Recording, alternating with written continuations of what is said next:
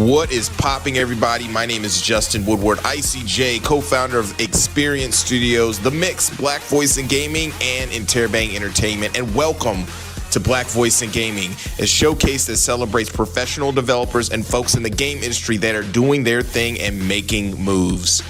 Today, we have some really special interviews and some trailers from the community that I know that you will love.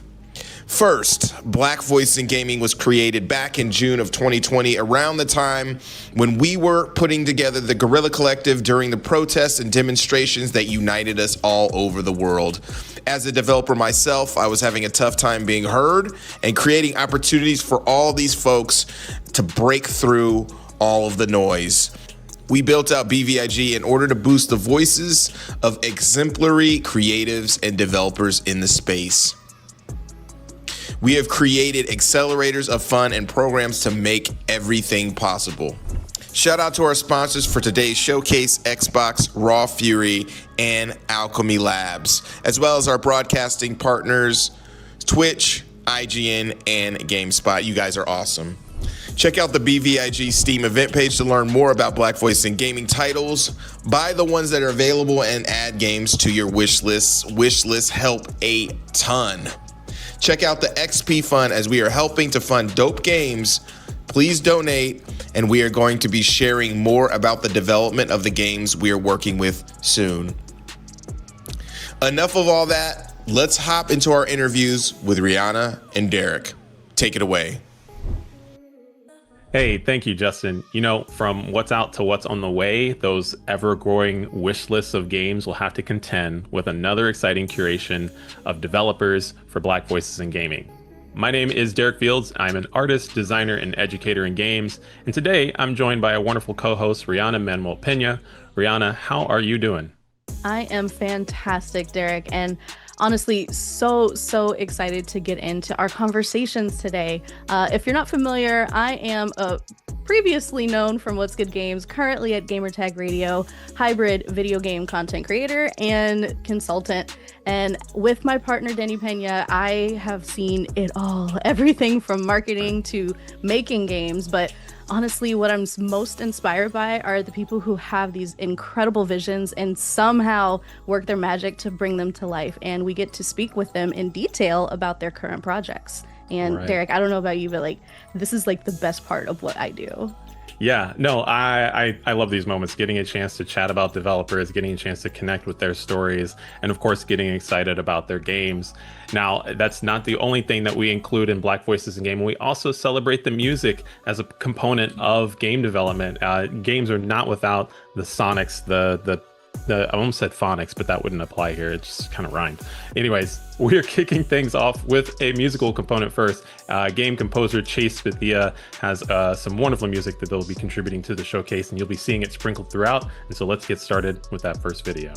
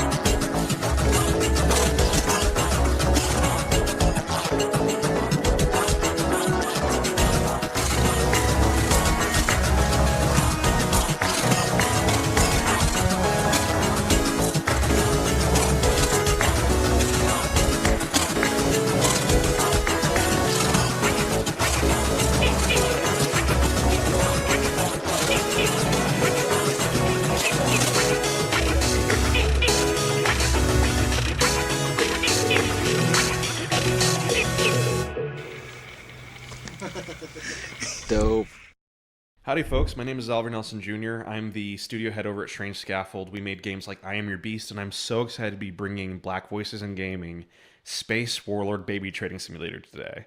It's our 18th game in 6 years, and not only am I so excited to bring it here today because I adore this community, but also because this is one of the best things we've ever made, and I'm so excited to say, hey, because you supported us through 17 games, we get to still be here and make this thing and continue to post-launch take it even further because of you. So thank you and enjoy. When's the last time you shorted a baby? What, you haven't? Oh, buddy, okay, let me show you. You pick a promising kiddo, you buy stocks in its tiny simulated life. Buy. Watch it graduate, find love, descend into the labyrinth, whatever. Wait for it to be living it big, and then short that baby! Sell! It's not gambling if you win. Tell that to your wife, your husband, your husband. Baby's loss is daddy's gains. Quit your job at Club Smart. Babies are the future, and your future is in babies. Space Warlord Baby Trading Simulator. Out now.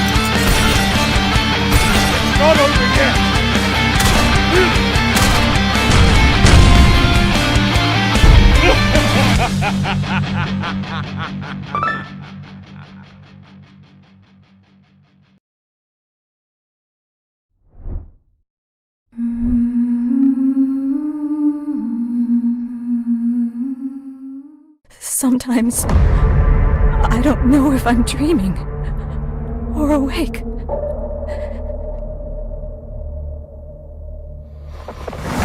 I can't remember what happened. It's like we were frozen in time.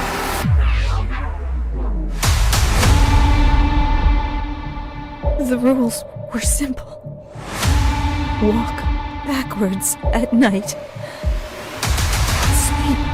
During the day, and never, ever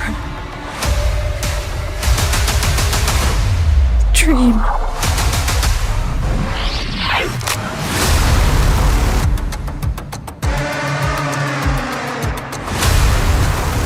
This city is not what you think it is.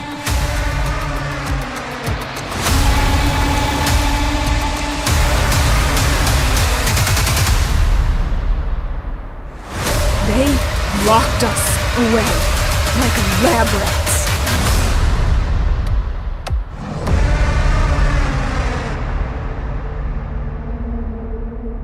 We're gonna kill them. Every last one of them.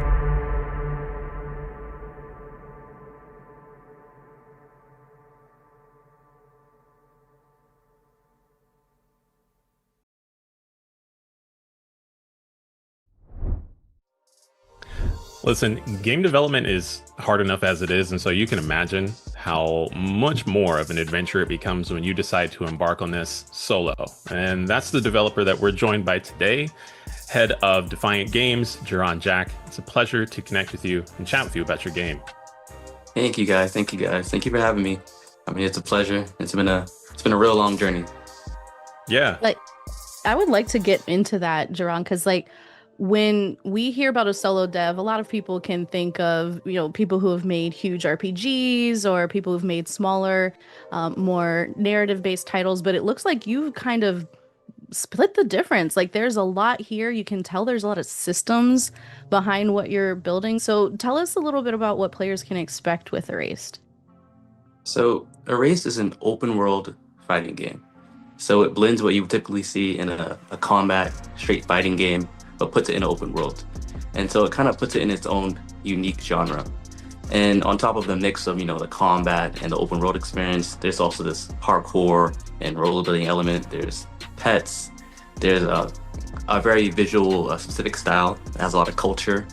And a lot of people will see the game and it'll name drop a lot of games. They'll say like, oh, this looks like Tekken, but then you'll say like, this looks like Jet Set Radio, which are two very different games. Jet Set Radio, you see the dancing, the culture, the rollerblading. Tekken, you see the fighting. But Erased is its own beast because it's not saying pick one, it's saying we're gonna do both. And at first when people see Erased, sometimes they're confused. They're like, what kind of game is this? And it's kind of the same when you meet Me Too. It's a little confusing. And I think it's because it's an archetype that doesn't really exist, or at least there's a 1% of us. I think that my archetype is just rare because, the way that I look, where I come from, the fact that I love martial arts, I love games, I love being nerdy, but also I come from culture. I love hip hop, I love dance. And those things coming together is what created me. And I feel like this game should have existed a long time ago. It just happens to be that like a lot of those traits don't typically exist in one person. Right.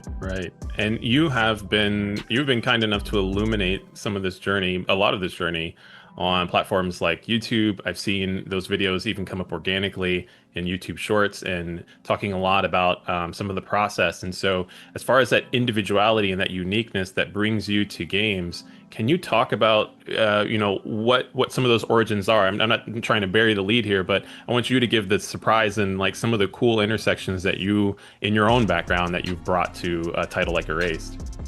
Definitely. So one thing I talk about a lot in my videos is that I do the motion capture for Erased. So a lot of the stunts, a lot of the crazy flips, I'm doing those myself. And I also am doing some of the martial arts motion capture. And so it kind of became this journey of like becoming my video game character. But if you go way back to Davy Duran, I started out as a visual artist. Before I did anything with game development, I was just always drawing all the time. And I was just a weird kid. I grew up not from a lot of money. And I remember we lived in a shelter for a while. And my mom didn't like talking about it, but I loved it, honestly. I loved the shelter because we got a lot of broken toys, like donated toys. And I remember having like a car with 3 wheels or like an action figure with just 1 arm. And like, I remember there was a kid that would make fun of me like, oh, your toy is broken. But like, I didn't think it was broken. I was like, this is different. This is cool. I like this. And I remember tying a string to like the broken arm and I was like, he has powers. And so I was always making things up and creating things. And growing up, I had nightmares a lot. And my sister is also an artist. We started drawing together. And I would go in her bed and like, hey, can I stay with you? And every single night I would do it all the time because I was just scared. And she told me like, the only way not to think about something is to think about something else. And so instead of trying to be like, okay, don't think about the monsters, I would think of these characters and heroes that would come and save the day. And so I got kind of obsessed with like creating my own reality. And I didn't like the reality that I was in. So I got like engulfed in these other worlds, and that's for a lot of people, why people fall in love with video games or anime. And so I was like, you know what, I'm gonna make my own video game. I'm gonna do it. And when I first started, people thought I was crazy.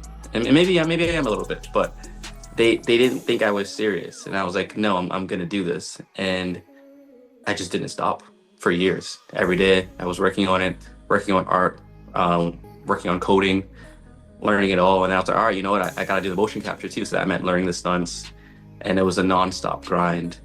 And I remember being in college, no money, couldn't afford a place to stay. And I was couch hopping like hard in college.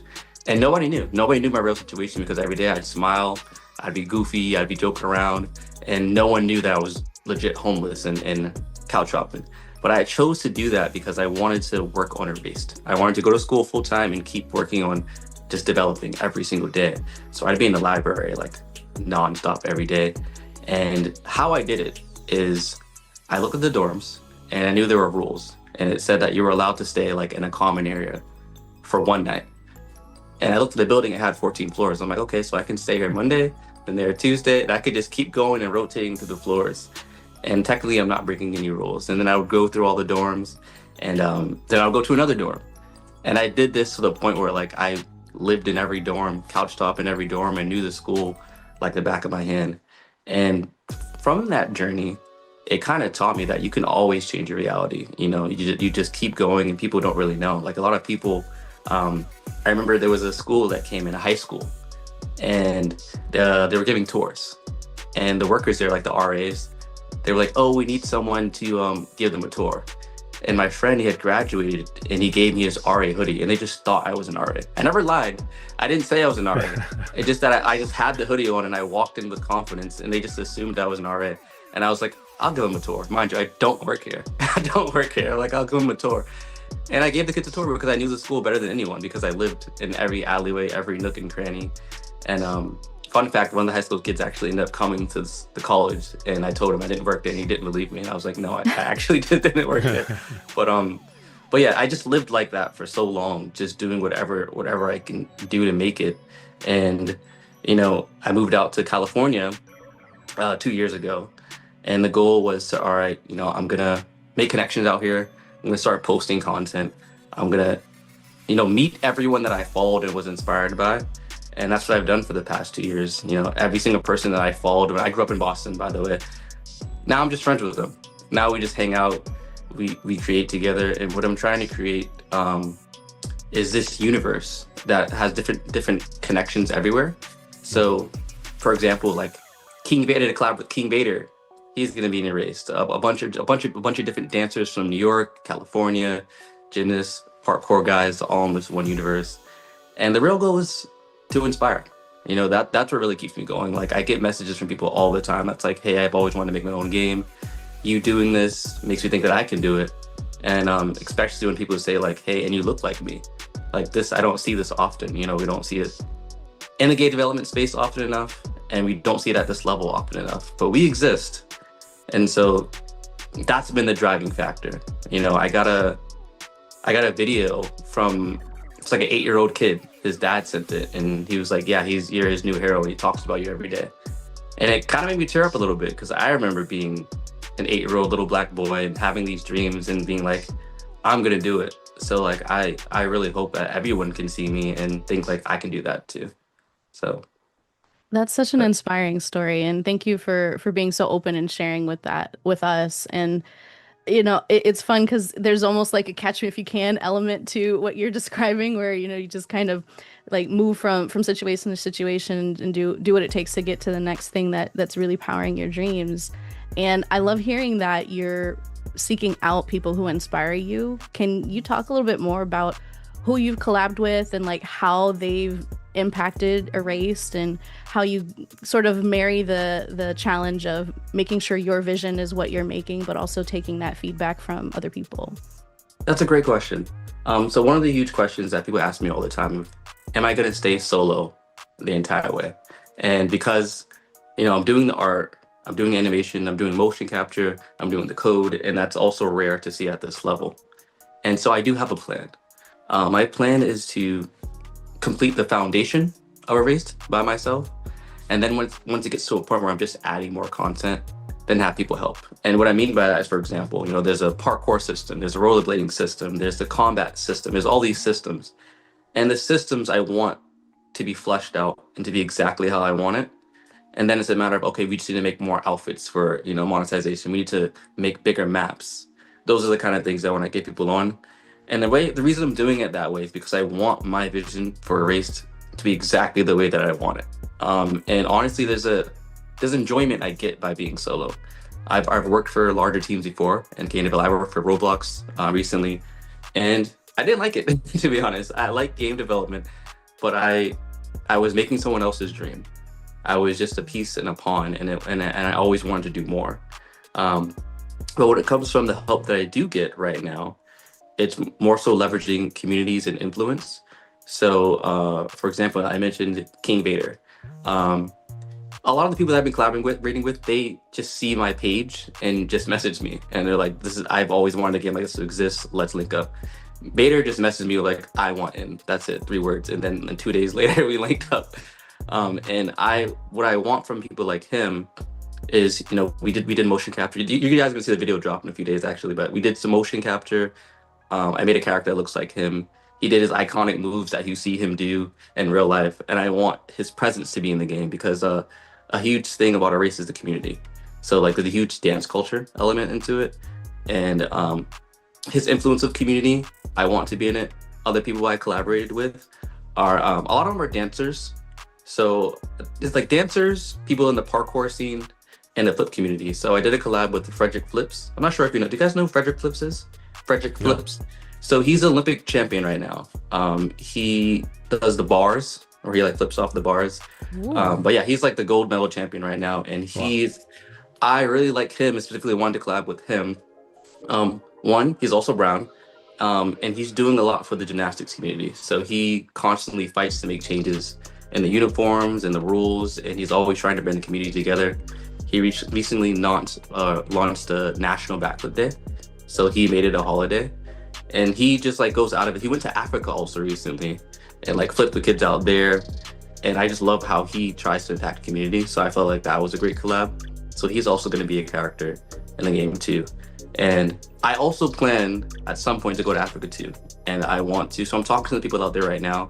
There's a bunch of kids that do flips out there, and they're crazy talented. They have no equipment. They're just flipping in the dirt, landing on their necks. It's crazy.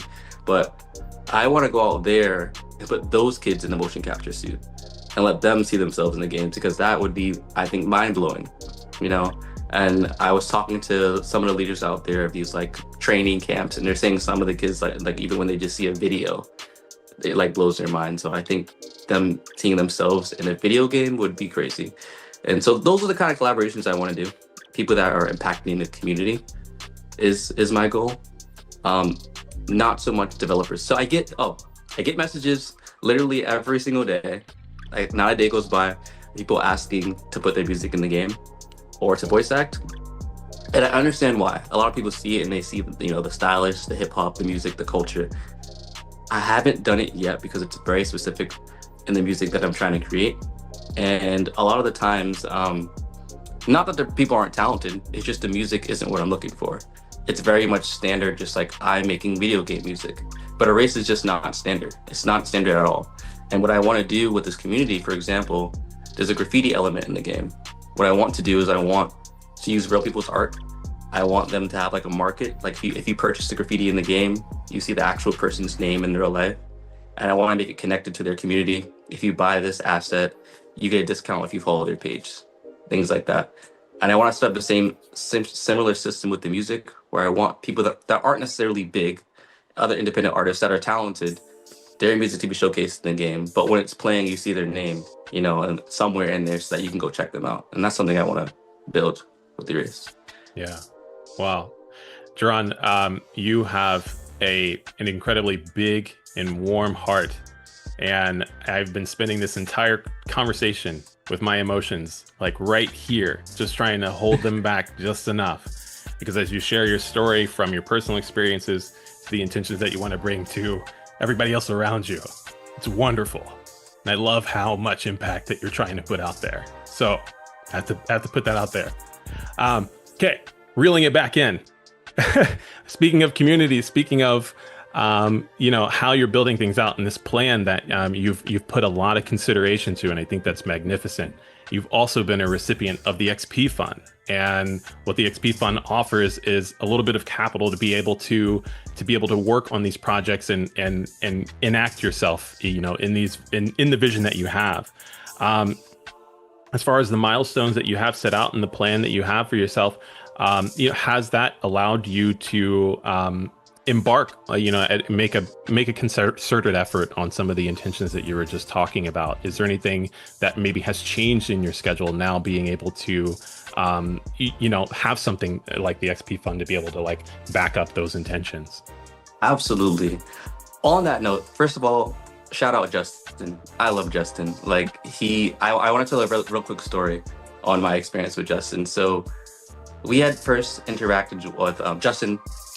He's one that helped me with the XP Fund. Yeah, he had seen my Instagram. We had talked over, and it was Comic-Con. It's the Comic-Con or Anime Expo? Comic-Con. It was Comic-Con, and I was going to Comic-Con. I didn't have a booth or anything, and what I did is I took a dolly, and I had this giant monitor, and I had it just flashing screens of images of my game, videos of my game, me doing stunts.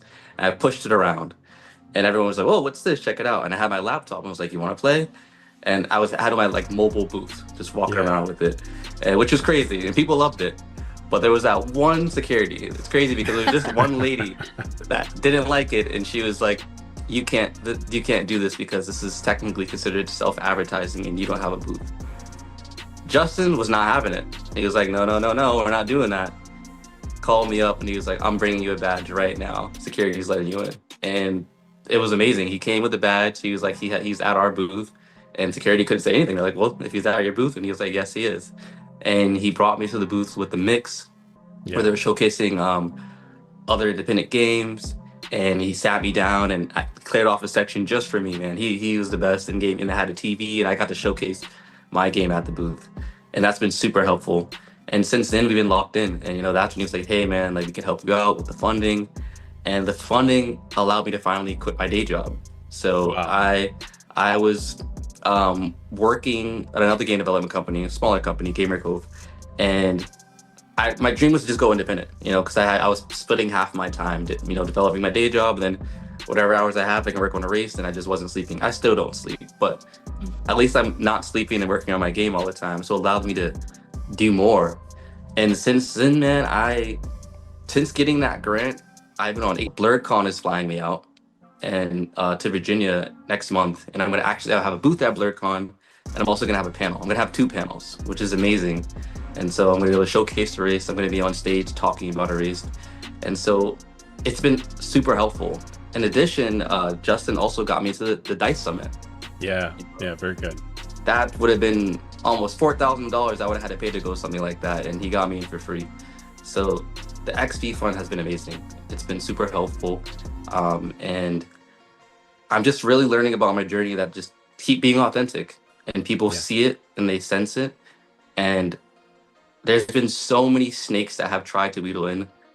And the XP Fund was actually the first place that I was like, no, this is where I need to be. There are a lot of people that are like, hey, I want to invest, but you can always tell, like, they'll come in like, hey, this is going to make money, because a race is going to make money, but that's not the goal. That's a secondary, thing. It's just going to happen.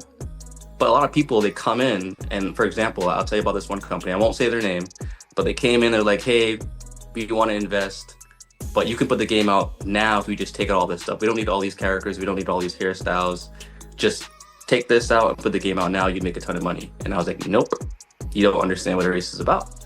Because we need all the hairstyles. We need all of it. We need the curls, we need the locks, we need the twists. We don't just need 2 hairstyles. And that tells me that he doesn't understand what I'm trying to create. He understands that it's a business, and it is, but it's a business second for me.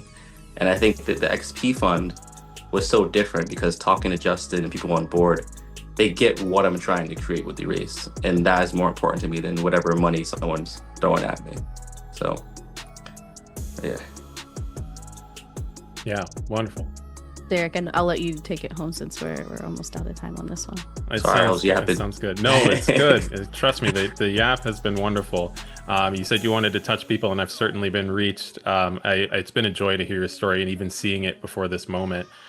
In wrapping up, can you remind audiences where they can find Erase, where they can find you to keep up with it? Because you mentioned wish lists, and those are important too. Yes, so you can wishlist Erased on Steam now. So even if you just Google Erased on Steam, it pops up. It's the first one I checked, and you'll find it. Also, you can find me on Instagram, YouTube, and TikTok. It's all the same handle. It's my name, Jerron Jacques. So Jerron, and then my last name, Jacques. So just look up Jerron Jacques. And on these, you'll see YouTube Shorts, TikToks, and Instagram. You'll see behind the scenes. You'll see some time lapses of how I create the characters. You'll see some motion capture work and how I make the animations. And you'll see all these collaborations that I'm talking about with these influencers, dancers, martial artists, parkour guys, and all that. Yeah, we look forward to seeing more. Thank you so much, Tron. Thank you. Oh, one last thing I'll add, because everyone asked this. Yeah, please. The wish list is on Steam, but I do have plans to port to console for PlayStation, Xbox, and Switch. Good to know. Good to know. You got collaborators out there to help back you back you up now, so it's good. Yeah. Amazing. Thank you. Thank you, guys. Hi, hello. My name is Lori, and my pronouns are she, her, and you can find me streaming all sorts of games on my Twitch channel, specifically RPGs and JRPGs. Indie games have been so life-changing for me. There are so many stories that I have experienced through indie games that I have not seen anywhere else. Through character design, the uniqueness of the gameplay, but especially being able to see myself represented in so many stories and these amazing characters. There has always been something special to experience through these games. Here is another exciting selection of Black-led indie games that are up and coming.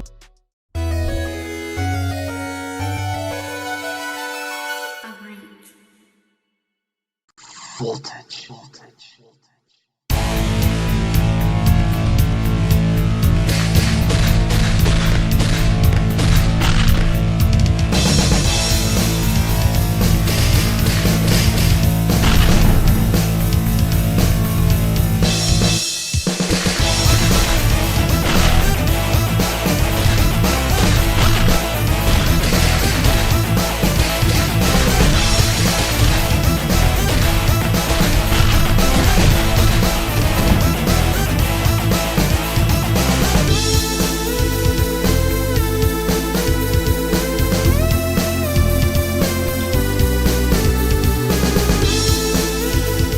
Yo, what's up, viewers? I'm Mr. Dean, and this is Deadly Metropolis.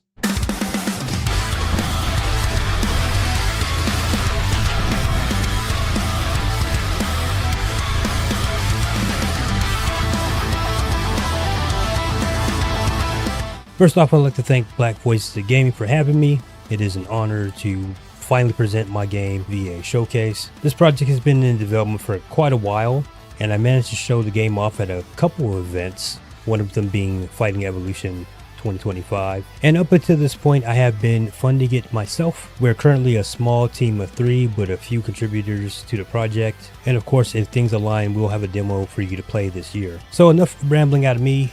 What is Deadly Metropolis? This project is my love letter to beat 'em ups, as well as games made back in the 2000s. Experimental games that did a lot of crazy things, back when things were a little risky, a little ambitious, and that's something I want to bring back to the genre. In this game, you follow the Brewstar crew, that being D-Tag, the all-rounder, who is our current starter character and nearly complete, Songbird, the speedster, who will be next in development, and Kibo, our resident powerhouse and grappler. If you've been following the project, you already know of these 3 characters, but there are plans to extend the roster with more characters as the game develops. The project as a whole is quite ambitious, but I am keeping things realistic. As I mentioned before, up until this point, I have been funding the project myself, but this is where you come in. March 1st is the launch of our Kickstarter campaign, which will come with many perks for all of our backers, including beta testing, various other types of cameos, and if you're crazy enough, you'll be able to sit down and create a character with us. Day 1 backers of the beta test build and above will get the earliest build of the game, while other backers will get succeeding builds. In the meantime, we will continue working on the Wastelands demo. My goal with the upcoming demo is to include D-Tag, 4 enemies, and a full stage. As we get closer to the launch of the Kickstarter, I will have more information for you. Once again, thank you Black Voices in Gaming for having me, and I look forward to your support.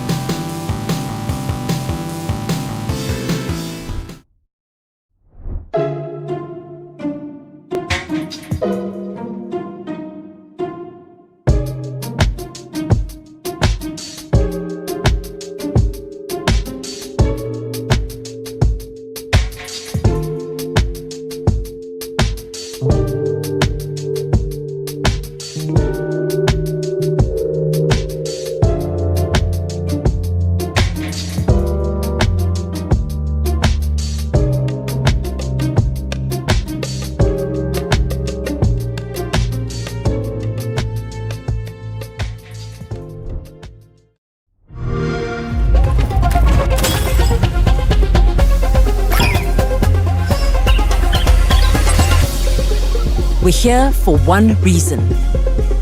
To get back what was taken. How are you going to do that? Sometimes heroes have to be outlawed. No alarm on the glass. I'm in. Make sure you've planned your escape route before you pick this artifact up. There's a turret up ahead. I need Forger here. He's on it. You are not alone. I've got your back. Think. Plan. Don't rush. Stop, intruder! I'm a visitor. Oh, really? Please, enjoy the museum. Got it. It's time to get out of there. No problem. Got this, Steve! Don't get sloppy. Move, Norman. Thanks, Trev. I got you.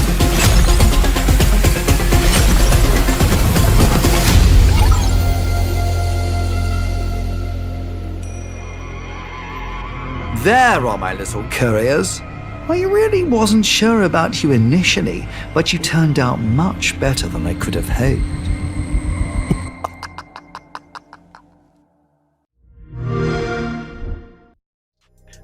That's great. That was Relooted. It's releasing on February 10th on Steam and Xbox. And we're joined with the developers of the game to have a good chat about what it was like getting the game across the finish line. Hello. Hi. Thanks for having us. Yeah. Rihanna, what'd you think of the trailer? Have you been keeping up with Relooted? I have. This is one of my most anticipated games ever since we saw it back at the Xbox showcase. And I am really excited to get more of the story. So, Mahal, I'm really interested to hear more from you about how you came up with this concept and what you really want to say with Relooted.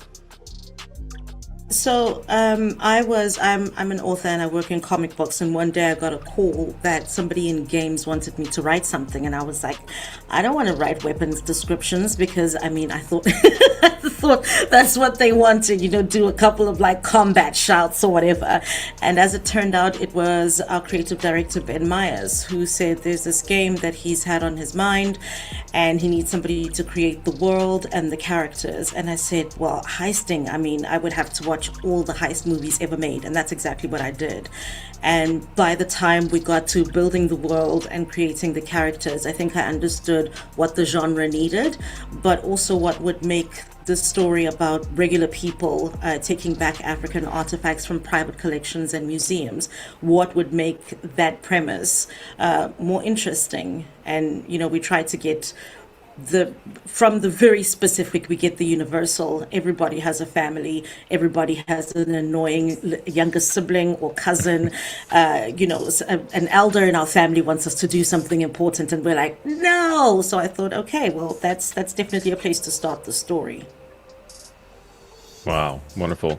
And for those who are maybe introduced to the trailer for the first time, could either of you help to illuminate, like, fundamentally what is Relooted about? So Relooted is a heist game, and it's basically regular people who are taking back African artifacts that are outside of Africa from museums and private collections and bringing them back to the continent. Right. And the genre of the game, we're talking, we're seeing side-scrolling.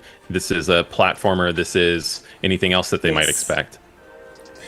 I think there's a parkour in that as well, and definitely some puzzle solving, because what happens is you first get told, because the planning phase of any heist is what's important. So you get told about what the artifact is, find out where it's being held, what are all the security, things you need to watch out for. And then the second phase is you case the joint, and you have to figure out where to use your team members, how to use them best, and you make sure that your plan is laid out carefully.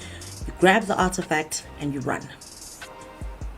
That is so fun. And Bongane, I noticed that, your team has a previous game shipped and a lot of experience in the comic book realm, but what are some of your inspirations for how this game looks? Because it's so bright, so colorful, so much energy, and I just really want to hear more about how you delved into the visuals of this game. I would say like most of the visuals come from, I would like to South African culture in general, and how like colorful our clothes are. How we have like umgwalo, which is like the patterns that are usually like are drawn by the Ndebele people in their houses. If you guys don't know about it, you can check it out. It's pretty cool, very colorful houses. So mostly like that was like the basic of it, but also in how colorful. If you go to Johannesburg, like and how colorful Johannesburg is, it has everybody from almost like every African country in a way, and they bring in such a different vibe and vibrancy of like culture and everything melting in there, but also the colors, the murals and all that. So for me, I think like Reluted, like in a nutshell, it visually it's that, like that's what inspired us. Then of course we took it to another level when we eventually turned that into a video game. Then we looked at like your Pixar films, mostly Disney films as well, in terms of the style that we wanted to go with. And we wanted something that was really colorful, that was inviting, and that felt familiar in a way, but also inspired by us here in South Africa. Yeah.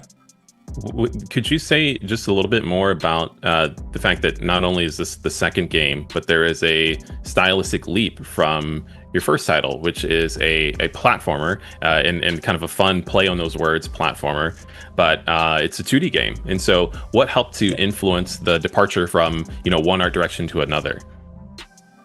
Cool. Well, I will clarify that like I was brought in mostly for Reloaded. So Semblance, it was a different art director at the time. But you can clearly see the evolution though from what we had previously with Semblance, which was very, very, very simplified style. And it kind of also reflected the team in terms of the scale and scope that we had with it. I think Reloaded in terms of ambition and scope, it's one of those titles that I think also Yamakop was like, oh my God, we've never ventured this much. We've got characters, we've got full-on PBR and all of those things, and also we're jumping into a new engine. It was something that I would say a lot of learning, a lot of I would say also realizing how much talent we do actually have in the country in terms of actually bringing people in to work on this project. So it was really good. It felt risky and scary and not usual just to go with such a style, such a look for a game. But we're happy that we actually we went with what we went, and you can kind of feel that it's very different. Also very different engines too.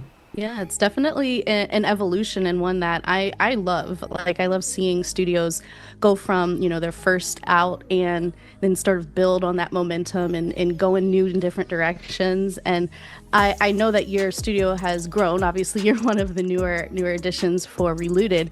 But what has it been like at Nyamakop to see more people come on, to have more voices in the room, and to really expand all of the people contributing to, such a really specific vision?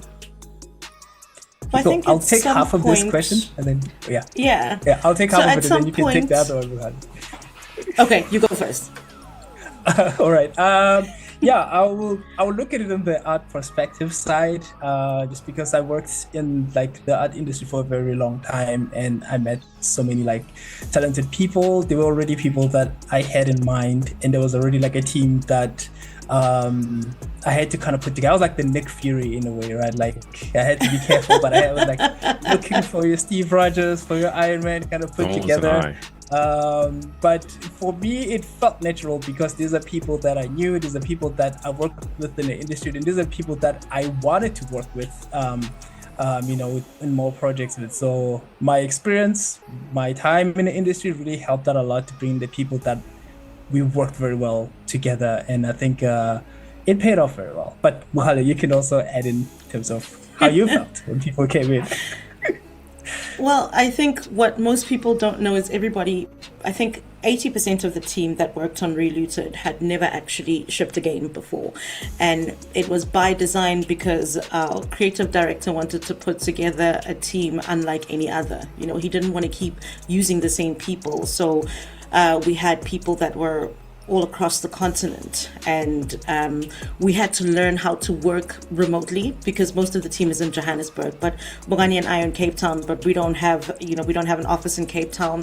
There was somebody in Ethiopia, somebody in Ghana. So I think maybe this game took a little longer because one, we had not shipped a game before 80% of the team, but also because we had to become the team that would finish this game. And I don't like to compliment Ben, and I'm sure he's listening to this and he's going to be very happy that I'm complimenting him. But I don't like to compliment him, but he did a great job at finding the right people for what he wanted for Relooted and taking the time to actually upskill people until we were the team that could finish Relooted. Yeah. So this makes me, what I'm thinking about, from what you had said, there's a new team. It's, a lot of them, it's their first commercial release. This is also an opportunity to drive or maybe refresh or revamp the studio culture as it is with everybody that you're bringing in. And so with so many different studios out there, and, everybody, all the tribulations that come with releasing a game, how does Nyamakop sort of define itself characteristically as a studio? What is your flavor? What is your kind of like identity in the game space, and how does that speak itself through Relooted? I think we have a lot of fun creating African-inspired content, and I think Relooted is such a great example of that. It is colorful, it is fun, because we're all about the fun. That's why we made games. Imagine we made boring games. Ooh, how embarrassing. But also African-inspired because not most of the studios that are in South Africa don't lean too heavily on things that are African-inspired, because I think there's a little bit of like a fear around, is there an audience for African-inspired games and content? So that's what sets us apart. Yeah. I'm really glad you said. Sorry, go ahead. Yeah, I was just saying that just to also add on to that is it's also like, because like everybody mostly like they're from the continent, there was just sort of like this vibe that like everybody understood. There was a thing that we the struggles and everything, like we kind of all like understood each other. So there was a very interesting vibe at work. Like people really understood some of the decisions that we made or a direction that we took, because we're like, a character like normally would react like this, and then there was that cool synergy that was happening when we work at this. So I think there's that thing about Nyamakop making games that we make as well.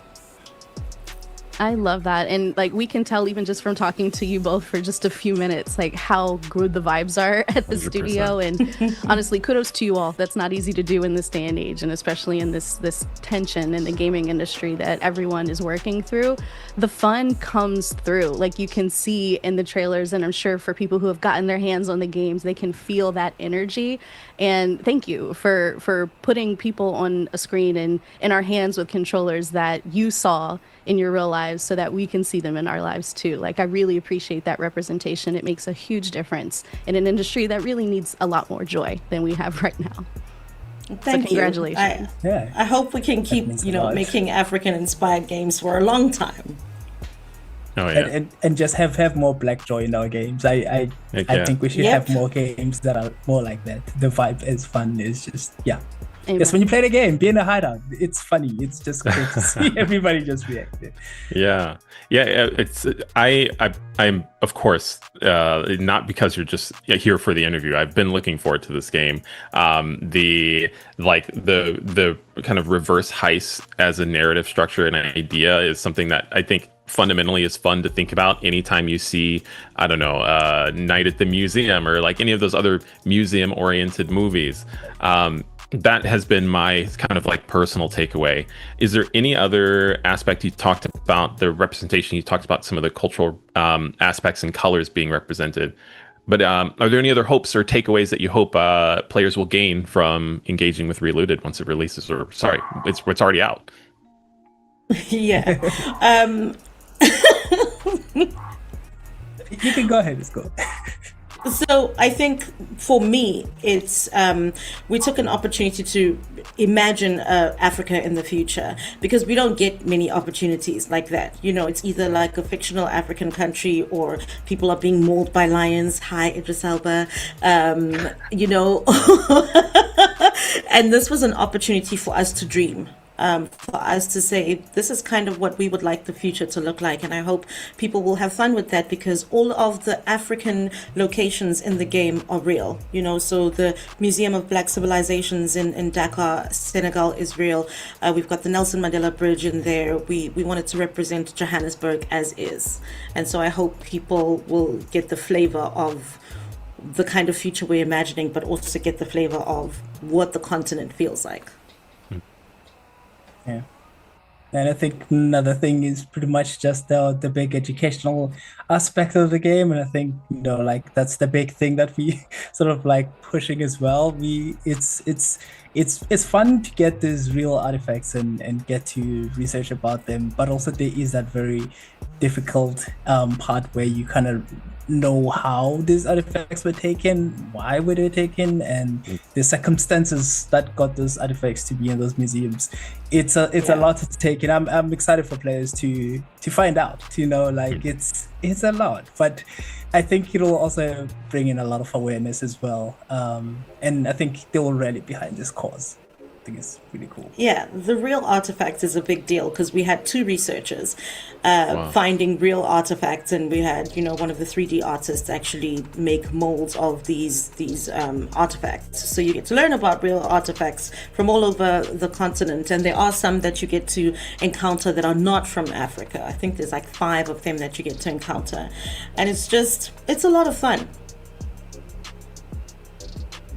Yeah, man, I love that. Wow. I want to thank you both again for taking the time to share this. I haven't had a chance to play yet, and I'm just so eager to get my hands on it and reclaiming artifacts. Getting that nugget of discovering that these are all real and not just straight up based on any of them is a huge takeaway and kind of my favorite intersection. So thank you both for sharing your time. Thank you both for even educating me in this moment about all the other things I'm going to learn. So this is really incredible. Thank you very much for having us. I hope you enjoy playing Relooted. Of course. And can you remind our audience again where they can pick up Relooted? It's on Steam. Xbox, yeah? Yep. Yeah, Steam and Xbox. It's out on Steam and Xbox. Series S and Grab X. it now.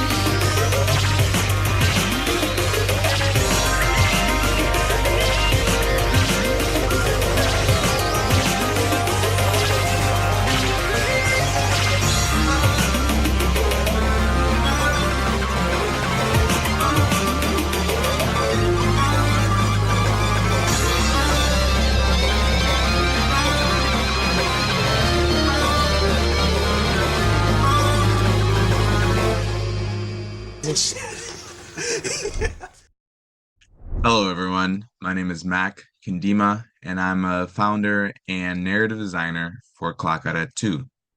Klakara 2 is a narrative psychological thriller game about working in a toxic work environment and reliving the same day over and over again as an Afro-Latino woman named Celia. Can you survive the corporate machine known as the workplace? Eat fast food, drink lots of espressos, experience microaggressions, pray they don't fire you.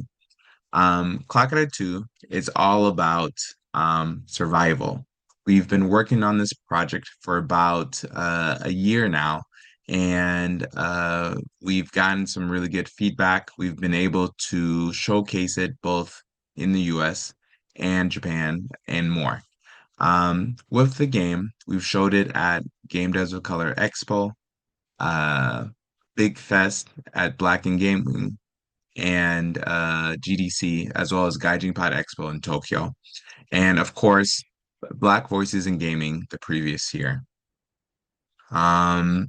We really want to create this game and to bring it out because this game really resonates with everyone, both from US, from Japan, from China, from Korea, from all over, because we can all relate to Klakara 2. We all have a Klakara 2 story.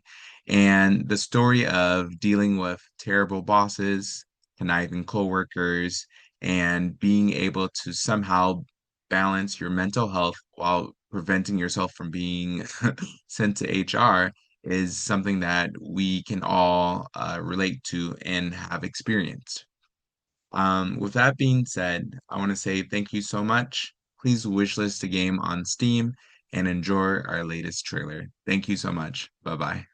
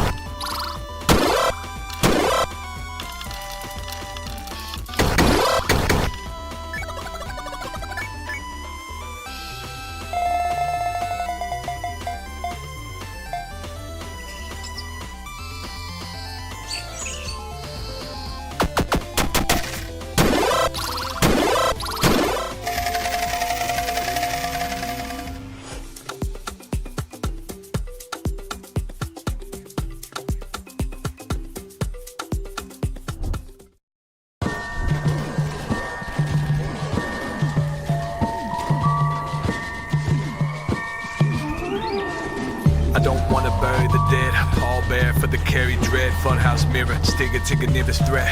Yeah, it might be you. See clear time, might sneak through. 18-wheeler review, maneuver like it tear to dead. Strong from spite, ice cold burning instead. Wrong or right, nice roll, fair price for the toll. Childs absorb the tone, harps a chord, it was a vibraphone. Lies get decoded, I should let you know. Find your own ride home. Debts pile on like that gold line cone. That bygones be bygones, even though I won't.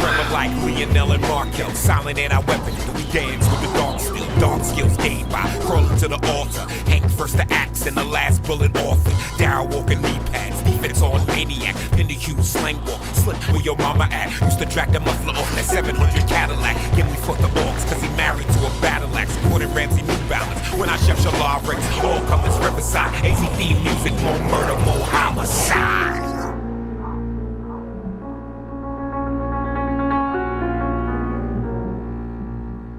You better step off and walk your pure roach. All right, that was Beatdown City Survivors, and we're joined by creator and head of New Challenger, good friend of mine, Sean Alexander Allen. I always love talking to you. So, what's good? You know, just trying to finish a game. That's They always tell you, you know, when you start a game, they don't ever tell you have to finish one. And this is real. It's weird having shipped a lot of AAA games. And watching that like train wreck, like you never think it's gonna happen to you, like on the indie side, and then you're like, oh, all those things I wanted to get in, will they make it in? I don't know. Right. I'm gonna hang on to that because I'm gonna hang on to it too, because we're gonna have to circle back. There's something in the trailer that's undeniable in all of the trailers, and in of course the games, of course the games, and that's hip hop. And like, you know, I'm vibing to the music as I'm vibing to what I'm looking forward to playing. But I've personally seen and have been a part of your connection to music and your connection to music and games. In your words, can you kind of share like some of the importance that places interweaving hip hop into Beatdown City Survivors and of course your other titles? Yeah, it's kind of funny as a alt rock / new metal kid who from New York, like, and juggling like having a parent who hated graffiti, despite me being a visual artist and despite her being like kind of a hippie pro like rights and this and that. Yeah. I grew up in like such a very weird, I was adjacent to a lot of stuff, but like, and you know, Hot 97 made me both love and hate rap music because Hot 97's a bad radio station. And but like, you know, there was definitely something palpable. Like I think about early, like I remember Ice Water from like only built for Cuban Links playing, but I didn't know what song it was. I just remember hearing the like blasting out of people's cars. So I mean, that was like my like growing up, right? Like it was like I grew up like going to arcades and like hearing the music, like a new type of music around. Like I knew ODB's verse in Fantasy with Mariah Carey, despite never listening to it myself, right? Like the me and Mariah go back like babies. So it was just there, right? Like that was like 8th grade. I remember other kids thinking I was just weird and being like, how do you know that song? And I'm like, it plays everywhere. Like, what am I like? Or you download OPP or like, also because Bo had a game, right? So you think like Bo knows this, Bo knows that, but Bo knows Jack because Bo can't rap. Like all those things were like super important to me, even though I didn't know it. And I don't know, like I think being at Rockstar, a lot of stuff just kind of coalesced. I think I really got into, I think a lot of things were popping up. I really got into like Run the Jewels, and that really like made me really appreciate. I think there were a few things actually though, because there's a group called Rat King which actually launched their albums, and there it goes. So something, man, I can't remember. Back in 2014, so this was 12 years ago. And Baby Castle's the venue in New York, that was an art and game and like music collective.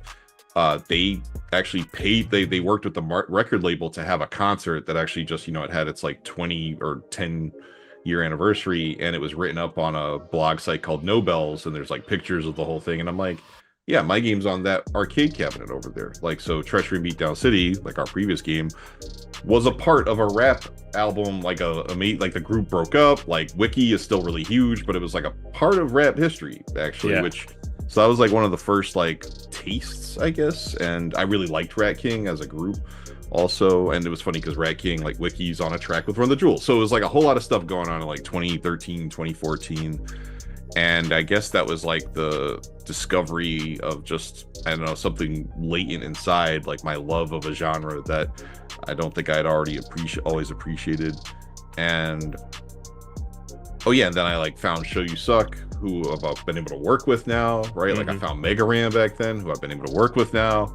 In 2015 was when I met Open Mike Eagle. I saw him open for Doomtree, and I fell in love. And I went and talked to him, and like his vibes, like because both being like a couple of years apart and having similar frames of reference, and the fact that he would like talk about Words with Friends in his game and his like reps, and he would talk about Two Dots on Twitter all the time, and I'm like, oh, I know the head of Two Dots, like and then she was like a fan of my Eagle, so then I like introduced them at a show, and this is like the weird, my worlds are colliding, like the weird indie game scene, because she made weird indie games, but then she's also the CEO of a mobile company that a rapper who I'm a big fan of is a fan of that game.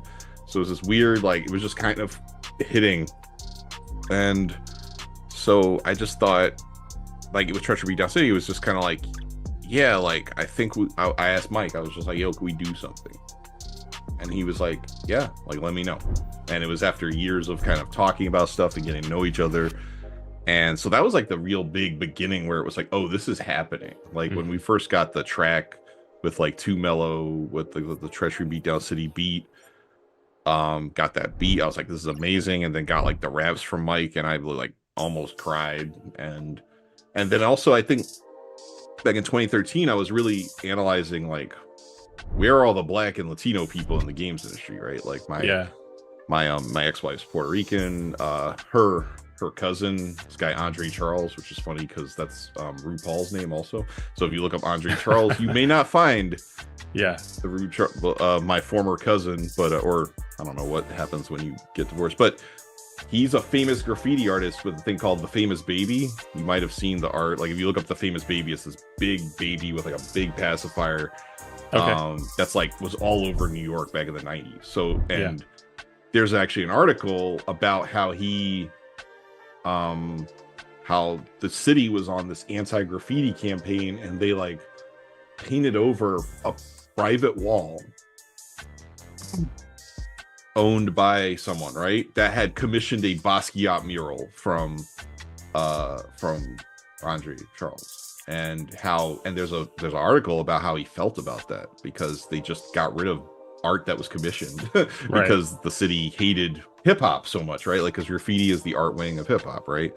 And so it's actually interesting. And like an NYU event had a whole thing about breakdancing, and they talked about like, and it's like interesting how breakdancing is now like completely like removed, right? Like right partially, and like you got to really look at like, you know, the shiny suit era, the gangster rap era, and how all that stuff like removed it. Like breakdancing stopped being cool, right? Like it was cool to like stand in nice clothes, maybe gesticulate into the camera.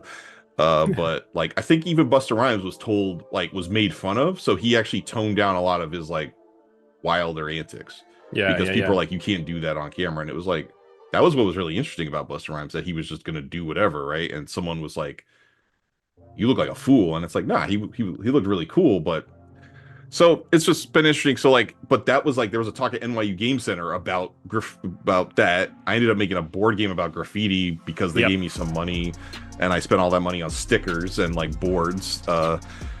And yeah, I think looking at like the lack of Black representation in the games industry, you have to go back and look at like hip hop, which was born kind of around the same time as video games,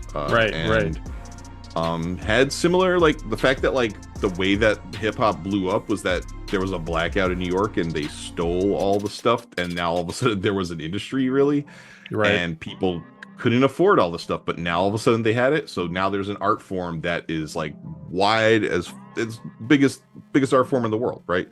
Like, you know, Bad Bunny is an extension of Psy, right? Like Gundam Style, like that's a rap song, like because he loves rap music, right? Like K-pop is black music, right? Wait, like, but what I'm hearing is like the only reason I interjected is because there's so many nuggets that I was about to bring it back. But I heard like all these different like really special nuggets that are in characteristic of the game and like your relationship to games and your relationship to synthesizing like hip hop and culture into these experiences, that it ends up in itself being like very indicative of your sensibilities, like where you seat yourself in terms of the industry.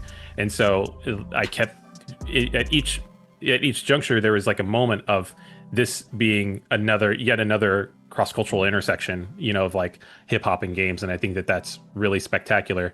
Getting to the actual question that I want to ask in relationship to that is because of first of all, it's impressive the damn near encyclopedic history that you maintain about like those different experiences, because I think I'm not trying to seal the deal in my own memory, but it's not as good as that. And so how do you balance the experiences that you have gone through, the experiences that you want to share and compact, and wrestle with which ones to like characterize and synthesize into the game? Because when we see a title like Beatdown City Survivors or Treachery in Beatdown City, there is a nuance and there's a specificity that is both tongue-in-cheek, it's poignant, it's very observant. And so it really comes down to like, when you have it all in front of you, like which one do you pick? And so how do you balance putting so much personality and attention to detail into your game? I guess wrapping around back to Beatdown City Survivors, the biggest thing, like, you know, we had to make that game, the prototype, for 3 months. And, you know, part of it was I don't know, like I grew up like not knowing music, but games became the art form for me. And you know, having worked with people in the past and whatever, I was making this game. We were making it very quickly. We were using a lot of asset flips for especially in the beginning, and just trying to get it. And it was interesting because we're building a city and we're trying to build it like, again, like I think a lot about like graffiti and rap music, how they had to, it was so DIY, we had to make this, and it was a thing about the city falling apart, which was also what rap music started off as. And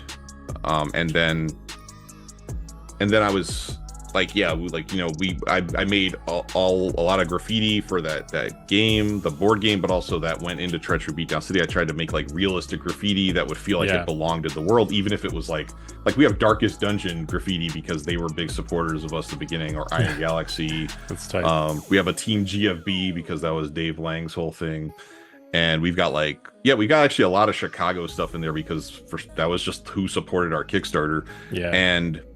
But I studied like how I have like graffiti books like that I study to be like, how do we make real graffiti look good? Like, and how to make it not look like we stole from several different graffiti artists, but then also try to not steal someone's style. Like, be like, what's the point of the stars on the corners? What's this? What's that? Like, so, and so, I mean, that's been like my journey.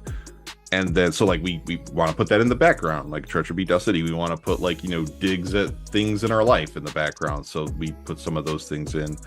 But then I think the big next step that we did for this game was that we have a whole licensed album. We have 3 licensed albums in the game. And part of it was I was sitting there and I was like, yo, what do I do for music? And I was playing the game and I was trying to listen to stuff and I was like, oh, this sounds good, this is okay, just trying to get a vibe. And 2013's He Left Nothing for the Swimback, who by Sketch 185, I also previously was I'm still working on a bunch of other things, like, so where I was like trying to include music artists and stuff, and that stuff didn't get funded. But then I was like, okay, I'm just gonna go listen to this album. Like, and He Left Nothing for a Swimback has this like, I don't know, this post-industrial, like some of the songs are industrial, like dark, growly songs, and then some are more of a throwback to like Def Jux, like boom bap stuff, but it still feels like postmodern in that sense. Like it feels post Def Jux, right? And especially because Sketch's voice like is so powerful. And I just started listening to that album while playing the game. I was like, oh yeah, this because he grew up in Chicago, lives in New York now, but like, and it's funny because we were talking recently and he was like, yeah, you remind me of like the people we used to hang out with. And I'm like, Chicago is very much the sister city to New York now, living here, seeing like that the grime and the vibes are very much the same in a lot of ways, and I appreciate a lot of that. And so like I feel like we not the same experience, but like the experiences come through, and like his like the hoarse voice aggression just I don't know, it pierces, and just like the doom, doom, doom, like all that stuff. I was like, yeah, like yo, this is the game, like this is that like post the zombie apocalypse like game soundtrack. And then Nobody Playing to Leave by Shrapnel, who I had just heard of. Like I think I saw Sketch for the second time opening for Billy Woods while Shrapnel opened, and I was like, who are these guys? Two guys, one of the best duos out there. Like Clips ain't got nothing on Shrapnel, honestly. Shrapnel put out 3 albums in the same time last year, whereas Clips put out 1 that was not as good. And they had 3 different producers, which was crazy. But yeah, Controller 7's vision, and I listened to a podcast of Controller 7, also fairly tall dude out in San Francisco. We got to meet right after GDC actually last year, and yeah, nice guy. Just but like listening to how he put together that album, I was like, yeah, like this album has all these, that which is it's a Worry Doll in the trailer that was just from Shrapnel, and just it has this like the beat switch is crazy because it switches to a different artist, but like it's still the same song, it's the same song, like the piano stuff is still similar, and like there's all these like it's just super dynamic, and it has this just this again it's the dystopian soundtrack that I was hearing. And so I was going to New York. I'd already been talking to Sketch a little bit. I came out to Chicago to see back when because I was living in Georgia at the time, and I was kind of bouncing around, and a lot of the time of just hanging out with these guys like made me a familiar face. And so I took out, like I went out with Prem Rock, I went out with Sketch 25 for lunch when I knew I had the sign thing, because I sent out the demo for the game to pitch, not signing anything because I don't own anything. So I'm like, there's no money in this yet, really. So like, why pay for anything yet? And I haven't had to like talk to a composer yet, right? Like, and so yeah, like just honestly diving in and being a real big appreciator and supporter of the space, and it's helped open my mind to see what like New York's underground is and what kind of more the world is, because these guys work with people all over the world, and they travel all over the world. And so just being a big enthusiastic person, and there's a big appreciation for games in the space, and so just I was like, hey man, would you be interested for this amount? I know it's not a lot. And I keep getting, oh, you're very generous. And I'm like, oh, okay. Well, like I thought like, I could pay X amount for X amount of minutes for a composer and maybe not get what I want. Or I could work with these guys who made something that I could also try to share with the world. And then the other thing was like in February of last year, like I was moving to Chicago, right? Like I came out here to close on the house and went to go see Kenny Siegel perform with Benjamin Booker, and he had just released Genuine Dexterity with KVI the year, like in December, was the end of December, and it's this winter album that's just, I don't know, it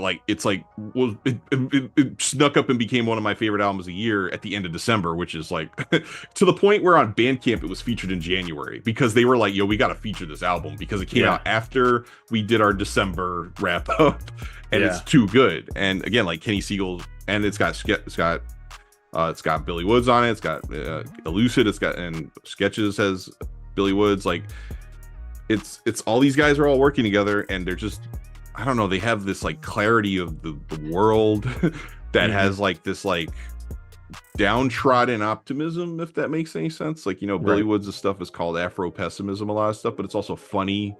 It drives and it deals with city stuff, it deals with sports, it deals with interpersonal relationships. It's not about money grubbing or anything. It's because these guys are just real human beings just trying to live their lives. And I feel like that's what Beatdown City Survivors is people who just trying to live their lives. Yeah. City's trying to kill you. And it just came together. And yeah, I asked Kenny because Kenny had already played Treacher Beatdown City, so that's actually how we were able to, because of the whole, I think, open mic, like all this stuff just kind of looped around to the point where one of the best producers in the world, the way I introduced myself was he saw I had my Lisa shirt from Treacher Beatdown City, and he was like, "Oh, I know that game. I played that game. I like that game." And I was like, "Oh wow, that's like an interesting." And then Kenny was just like, "Yeah, like, yeah, we totally want to be a part of this." Like it was like this.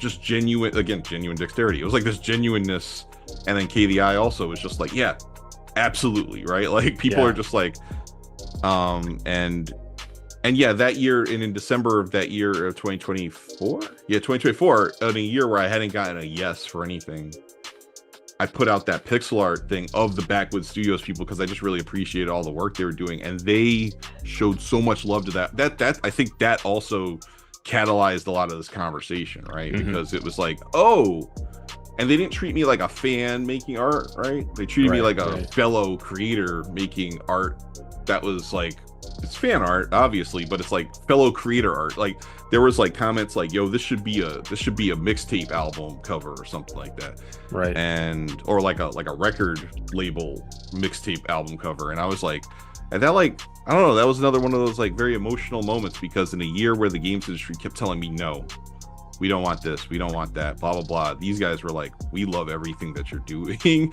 and we want to be a part of whatever you're going to do in the future.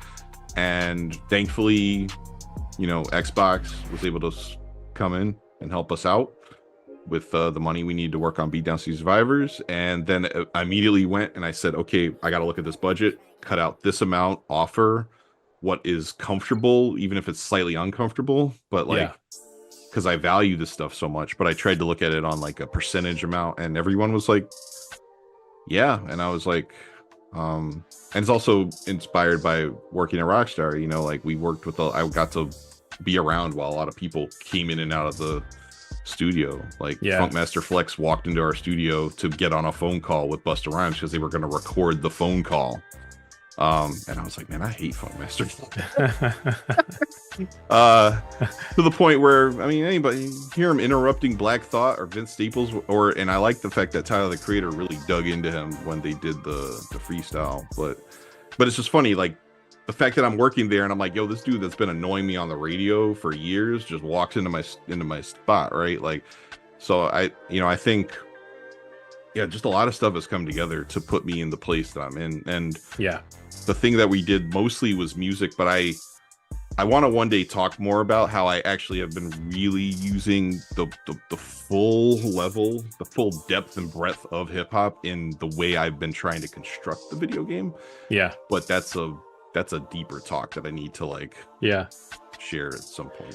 There's in kind of closing out, there's what I grab and again, you know, being a friend, gratefully a good friend of yours, understanding of your passion for human connection, and it really does exude in all of the stories that you share and how they continuously correlate with one another, and how it now correlates into the games that you're building. And so I really do look forward to not only getting to experience the game through that lens, but just see what is going to follow Beatdown City Survivors when you are continuously like polishing and honing this ethos around like culture and connection and breathing, you know, hip hop throughout all of it, because, you know, fundamentally you're conveying a thesis around like hip hop being the human connection, and I think that's really dope. Where can people look forward to grabbing their copy of Beatdown City Survivors? Yes, Beatdown City Survivors coming out like Q1-ish, like 2026 on Steam, Xbox, you know, wherever the family of Xboxes are. Not sure about other consoles quite yet. And yeah, that's basically it right now. Word. I appreciate it. Thank you, Sean. It's always good. What's up? DJ Knight, full-time space and sci-fi streamer, and I'm somebody who plays a lot of indie games. One thing I like about indie games in general is that indie games typically have the ability to put out more interesting game experiences than you get from the traditional AAA space, because the AAA space requires a lot of tried and true formulas for the boardrooms to approve projects. Indie games have a lot more capability of going into weird or different segments, bring out new game mechanics than you typically get in the industry. Then when you add in Black indie game devs, you get a lot more culturally significant, interesting experiences that have the potential to change people's understandings about a lot of different things. Now let's check out another great selection of game spotlights. Hello all, I'm Akabaka, the lead developer for the horror dating sim series Sucker for Love. The series has been a lot of fun to work on, and as a challenge, I decided to try to add in as much player feedback from all of the previous titles and see if I can roll it into one entry for the third game in the series. And so, Sucker for Love's back. You know, it's a classic, funny, horror-packed romp through the Lovecraftian mythos, but it's got a fresh coat of paint. It's full of new features, a lot of quality of life improvements. It's got an all-new story. This time it's centered around the Lovecraftian entity, the Color Out of Space, which is a strange meteorite that crash lands on Earth and starts draining the life and color out of everything around it. You know, super spooky, it's super funny. So if you like anime, especially 90s anime, Lovecraftian horror, or dating sims, this game is a love letter to all three. So please enjoy.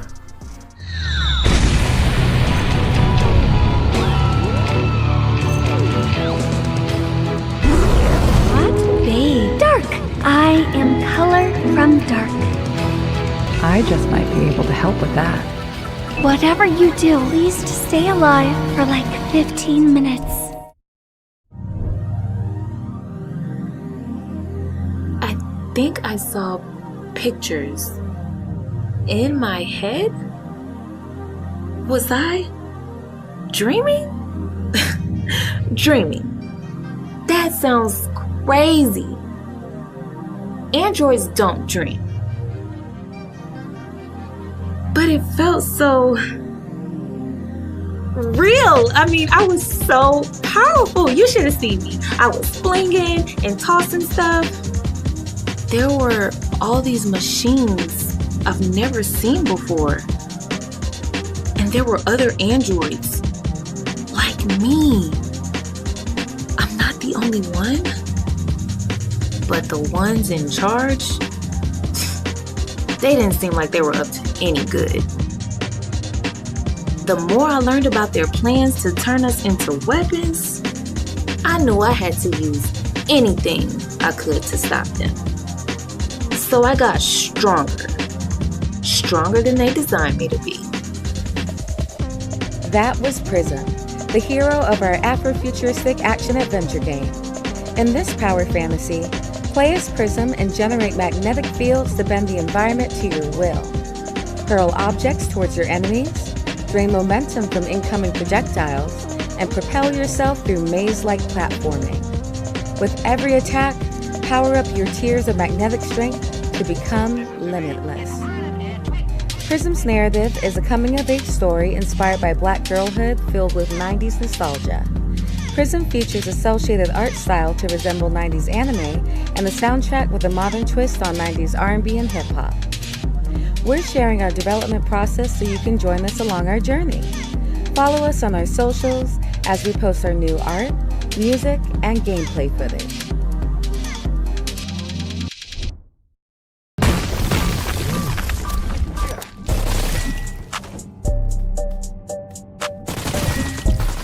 I'm Hassani, and I've been working on a video game for the past 6 months now. I decided for some random reason that I wanted to give Mega Man X a try. Literally the first time I played it in my life. But for whatever reason, I kept playing, kept trying, kept dying, and before you know it, I was hooked. What an experience that game was.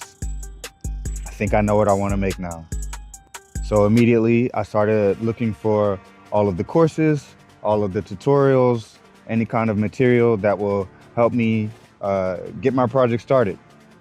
I began tinkering, experimenting with my own interpretations of what my Mega Man feeling game would look like. It was a non-stop cycle of brainstorming, experimenting, testing, polishing, and rinse and repeat. So on this list, there's things like, how do I get the player to hang on a ledge? How do I get him to mantle the ledge? What should the jump strength be when he's jumping off of the ledge? Getting the player to climb. Oh my God, getting the player to climb was one of the biggest tasks, and almost got me so frustrated that I almost didn't want to work on the game anymore. Here's one that I like the most, making the tank on his back look kind of like liquid when he's moving. One thing that I found interesting is that there's a noticeable difference in when I'm testing the game and when I give it to somebody else to test. You know, like, I guess because I know where everything is, I know how everything works, I kind of play through the game really fast, and there's a lot of things that I don't really notice. But when I give it to someone like, you know, my girlfriend or my friends or any just random stranger, they'll take the game just a little bit slower, and they'll take their time, and they're figuring things out. And man, you wouldn't believe how many bugs I'll find from that, or all these different quality of life improvements that can be made, or just ways to just speed up the game. Yeah, it's been an experience. I love watching other people play, and yeah, I think that's the best way to, you know, find ways to improve. It's funny because at the very beginning I thought it looked so awesome, but now I'm like, oh man, now it's looking really crazy. So I'm looking forward to where it will be in the next 6 months.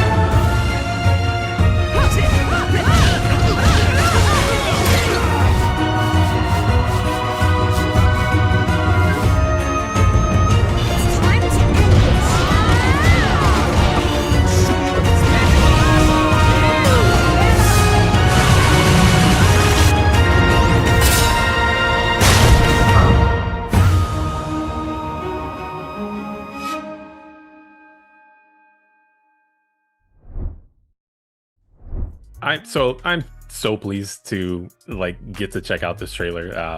Avatar is at the top of the list with like for my family with like Steven Universe, Avatar, like we run that back. And so it's so exciting to be joined by you, Victor Lugo, representing Gameplay Group, to learn more about this project. Thank you for joining us on Black Voices in Gaming. Thank you for having me. It's good to see you all. Absolutely.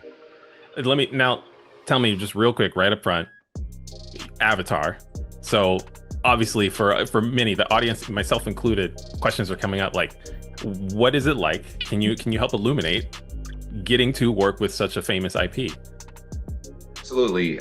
So Avatar is, I think if you grew up anywhere from if you're a millennial or younger, you're appreciative of Avatar. It kind of came up late 2000s, and it was super impactful. I think right now, if you look up like some of the most influential cartoons ever, for anybody, like I said, that is millennial or younger, you're gonna have things like X-Men, you're gonna have Batman, but Avatar is gonna be on everybody's list just because it was so well written.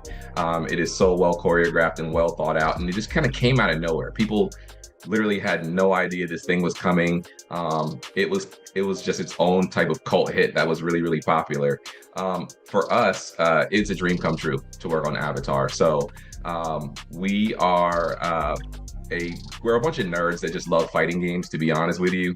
Just about everybody from our design team to our engineers all the way to our marketing team has either worked on multiple fighting games or spent their whole life playing or modding fighting games. So for us to be able to kind of build our first fighting game as part of Gameplay Group and hitch our wagon to Avatar it's just a dream. It's just a dream. We love everything about it. It never gets old. We watch the clips every day. We talk about it every day. And just to be able to build this world and build out the lore and interact with the team at Avatar Studios and Paramount to learn more about the franchise and bring it to life and just show it in a different way that you would typically see on the TV shows. It's just been a dream for us.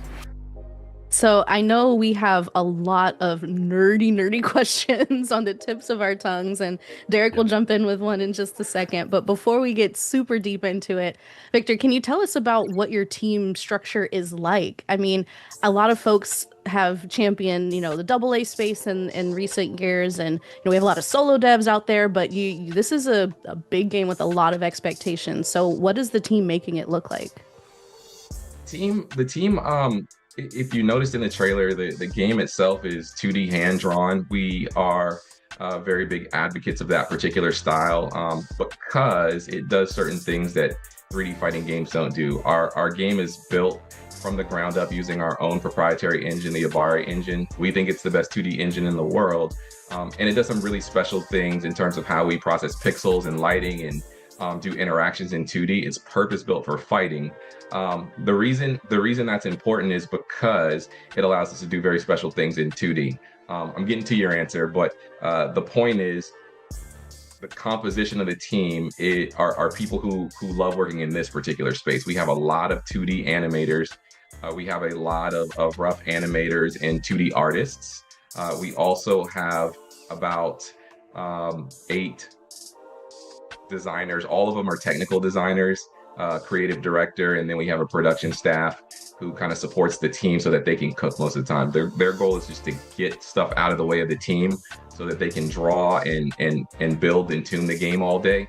And it seems to be working out pretty good. Right now there are around 50 of us. I think we just pulled in like 3 rough animators last week to kind of get some more frames into those characters, get some more life into the characters. But that's the general composition: artists, designers, engineers, and a few producers. We don't have a ton. We're not like management heavy or anything. We're just passionate. I guess that's the best way to say it. Yeah, the passion and the energy that you are, sort of championing for your team right now is like without a doubt resonating through this conversation. You've already shared so much that I have been clinging to nuggets for an effort to make sure that I stay succinct, because if you say something and I'm like, oh man, I get really excited about that too. For now, I understand that prior to this title, and you said it earlier, that this is one of your first titles as Gameplay Group, but prior to, Gameplay Group has been operating as a publisher, am I understanding correctly? And so what was the transition like from publisher to developer? Did you have to? What was there like a still moment where you're like, all right, we're ready to make something? Was there an overlap period where you had some teams kind of like slowly offloading into the next thing? For those who are out there that are aspiring to maybe transition into their own title or build larger teams, I think getting to understand a little bit of that might be helpful. Sure. So we believe it or not, we kind of did it all in one fell swoop. So to give a little bit of background about Gameplay Group, we are a team who in an effort to kind of help the gaming industry, we look for games that either need help getting across the line, and we use our expertise in gameplay to help those teams. We find that generally, and this is just a general statement, not always true, but generally games that score below 80 tend to have some fundamental gameplay issues. So that's kind of the premise of how we started. But as we were kind of on the hunt for games that we could make better, we realized that there were also games that were canceled for one reason or another. And sometimes some of those canceled games are a diamond in the rough. If a department has to shut down a whole studio, there may be one or two games in there that really didn't deserve to be shut down. Most of them don't anyway. But in this case, that's what happened with Avatar. And that's also what happened with the games that we published. So we've been around for almost a year. And part of what we did as our first effort was just kind of look for those games that we wanted to support. In that effort, we managed to pick up a whole portfolio of fighting games from another publisher. 2 were already out. The goal with those is to support them as the publisher, continue to support the community for those games, and they are fighting games as well. And in parallel, we're developing Avatar, the fighting game. So we're actually doing both. And so we're having to learn very quickly the ins and outs of working with various publishers while we do development. But lucky for us, most of us are 20 and 30-year veterans, so we're just all kind of bringing what we know to the table. Publishing's probably the most nuanced in terms of having to deal with multiple platforms. I'm more comfortable in development, but we have somebody for just about everything. And speaking of the tenure on your team, that's something that is so valuable, right? You almost can't put a price on it. How are you and your cohort taking those lessons and implementing them for Avatar Legends so that you don't make any of those mistakes that you've seen before?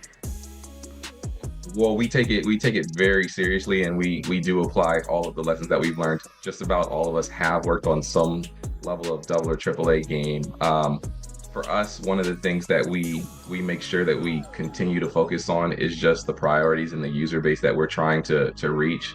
We're making this game for not only fighting game fans, but also for Avatar fans. And we really have to lean into what they are going to want and what they are going to appreciate when we develop these things.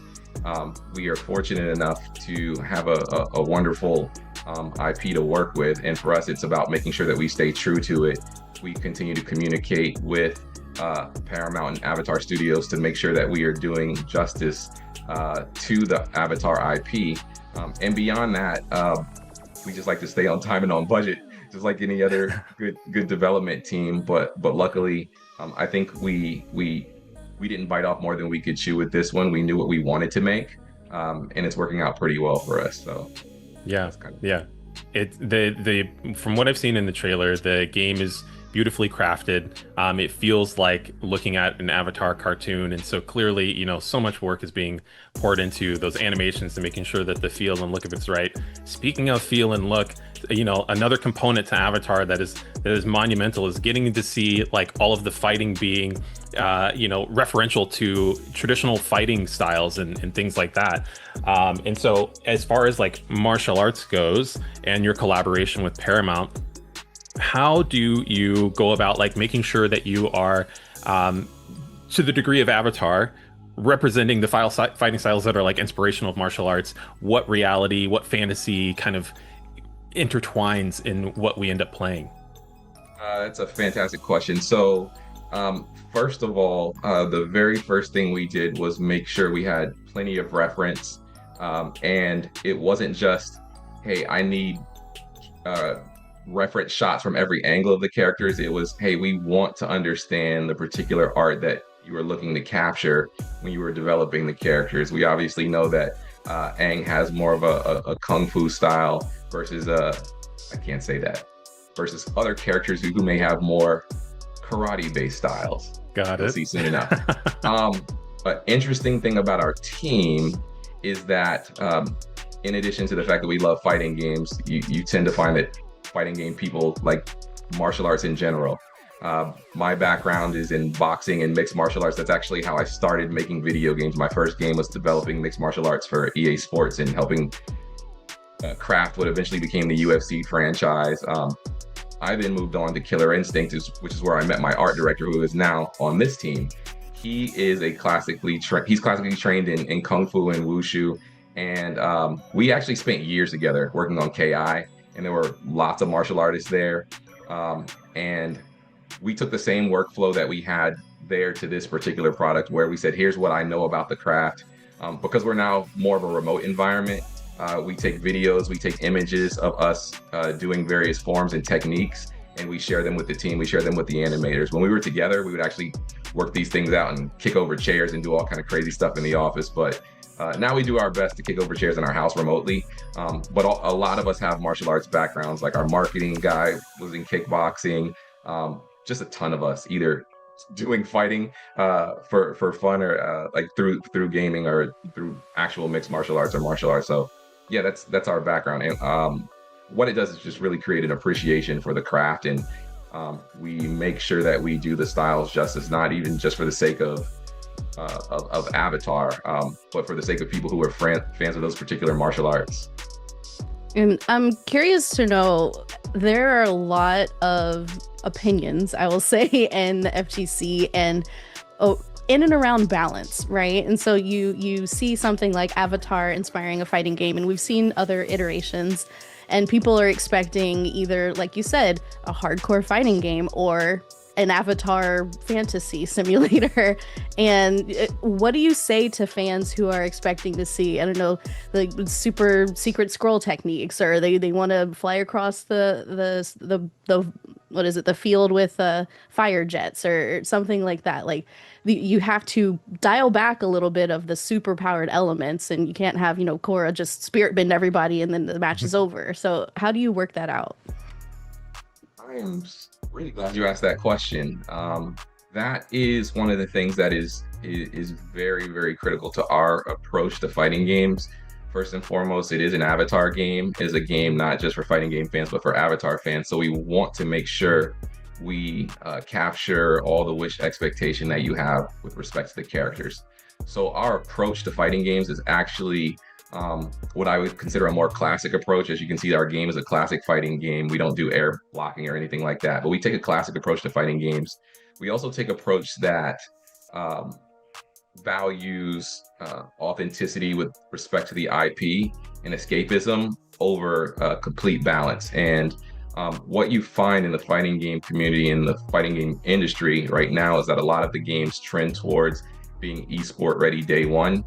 Which means they have to kind of dial back some of their systems for the sake of overall balance. Because if you launch and you say we're esport ready, and you find that there are some exploits or some infinites, people aren't going to be happy. That is not our approach at all. Our approach is to go absolutely insane with our fighting systems and create emergent systems so that people can find things and bring the community along with us, so that we can kind of discover the ins and outs of what makes it balanced together. But it's not a day one process for us.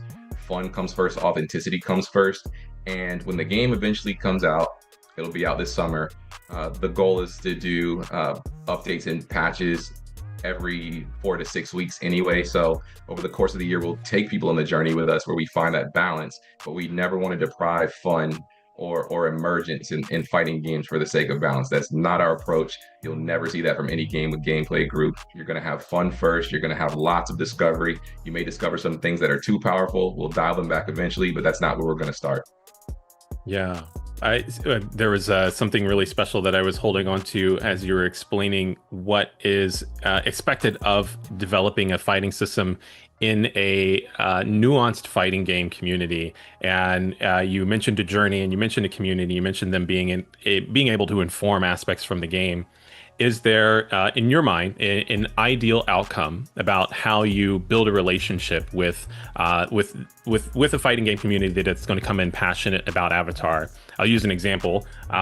It famously, No Man's Sky, not a fighting game, had a community that lambasted the game for its lack of content that was originally promised when it came out. Yet now there's a community that is championing this game at every turn, at every update, and making discernible impact based on how they provide critique and things like that. So what would you like from your community? Is it you sent out a poll and everybody voted on the character, or you caught a trend of people talking about things and you started to work that into the game? Do you have any of those types of, dreams, hypotheses, just day thinking?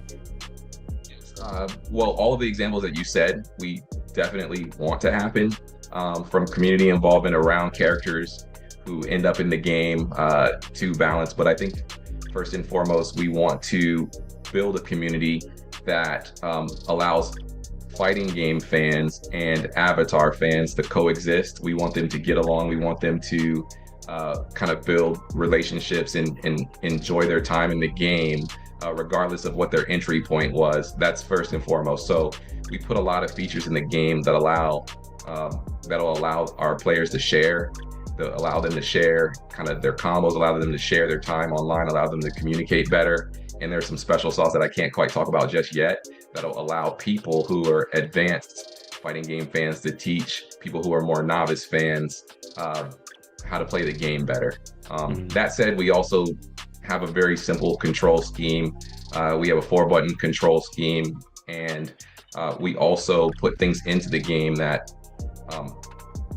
I'll get you guys in the next closed alpha, but that actually rewards you for doing things that have everything to do with the character and very little to do with traditional fighting game mechanics. For example, if you play as Korra, we actually help you build chi gauge by being more aggressive, because we know Korra is a bit of a hothead, versus Aang, which has his own set of kind of mini quests within the round that you achieve that make them fight better. So for us, we want people talking about those things. We want them to build community around it.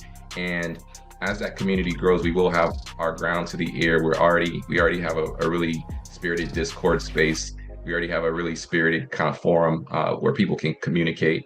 And we also are starting to bring on people from the community to help us with some of our internal testing and previewing, and we'll do that periodically. We had a really successful closed alpha in December. But yeah, we just really want people to love the game, and if I have it my way, this is just me selfishly, the Avatar fans will actually start to appreciate why we in the FGC are so like fanatical about fighting games. And I don't think we've seen that except for maybe one case with Dragon Ball FighterZ, but we actually want to bring more casual people in because the target audience for Avatar tends to skew pretty wide, but it starts quite young. No, as a one of those people that you need to woo into the fighting game community, all I need is a Fire Ferret's costume. As long as you give me that skin, I'm in. So that's your hook for me. Noted. That's an excellent touch. We are just about to wrap up. Victor, every single answer that you've given has allowed us to very easily ask like such engaging questions. So I really appreciate how expansive you've been about some of the details to this game. Before we wrap up, of course, please remind us where we can look forward to Avatar. But is there anything else that you want to give to fans who now know that this game is on the horizon? So yes. Avatar will be on every platform. Look for it on PlayStation, Xbox, Steam, Nintendo Switch, PC, whatever format you want. The goal is to make sure that everybody can play. Also, you'll be able to cross-play with people, and our netcode is fantastic. Let's get that out the way. Beyond that, I think if you're both a fan of fighting games or Avatar, our goal is to give you something every month. From this point forward that you can kind of sink your teeth into. So up until launch, you'll see new trailers. We'll do various conventions where you can hear us kind of talk through our process from either the design standpoint or the artistic standpoint. But we'll be presenting something every month. Our goal is to try to break the internet around this time next month with some of your favorite characters from Avatar and a really cool trailer.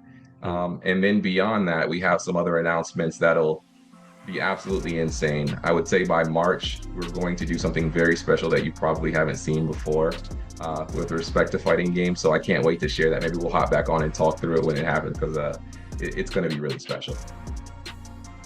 Heck yeah, I'll be getting my roster ready. Awesome. Right on. Thank you so much, Victor. It's a pleasure to chat with you. Thank you. And you all have a great weekend, and I can't wait to see you all playing online. Look for me. I'm Infinity the Boss. Oh, you're about to get all the that was risky. You're about to get all the friend requests now. Word.